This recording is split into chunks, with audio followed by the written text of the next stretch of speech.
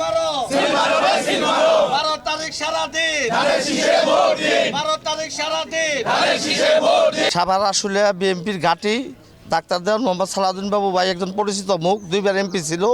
ইনশাল্লাহ এবার আমরা আশা করি সাভার আশুলিয়া থেকে 2 লক্ষ ভোট বেশি পেয়ে আমাদের বিজয় হবে ইনশাল্লাহ।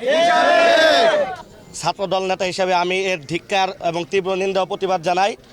আমি জোর দাবি জানাই নাসিরউদ্দিন পাটোয়ারিকে মানসিক চিকিৎসা করানো হোক, কারণ সমালোচনা ভালো কিন্তু তিনি একজন বেয়াদব।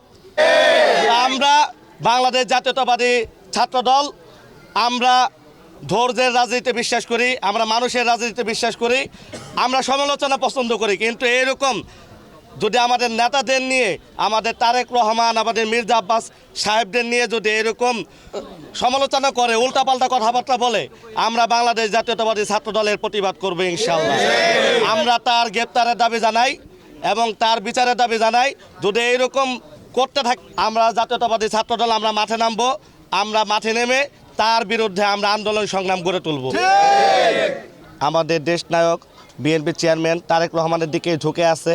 তারেক রহমান নিজেও একজন তরুণ, তার নেতৃত্বে তরুণ সমাজ আগামীতে ভালো কিছু করার চিন্তা ভাবনা করতেছে, কারণ তারেক রহমান তরুণদের নিয়ে, বেকারত্ব যারা রয়েছে তাদের কর্মসংস্থান নিয়ে অনেক চিন্তা ভাবনা করেছেন। সেই সাথে তারেক রহমান খেলাধুলা নিয়ে অনেক চিন্তা ভাবনা করেছেন।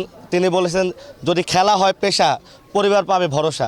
তো তরুণ সমাজ এরকম একজন নেতৃত্বই চায়। তরুণ সমাজ আশাবাদী ইনশাল্লাহ পুরো বাংলাদেশের ন্যায় সাভার আশুলিয়ায় তো আমাদের প্রার্থী ডাক্তার দেওয়ান মোহাম্মদ সালাউদ্দিন বাবু ভাই, তিনি একজন পরিচিত মুখ। তিনি এর আগেও দুইবার সংসদ সদস্য নির্বাচিত হয়েছেন, তার বাবাও সংসদ সদস্য ছিলেন।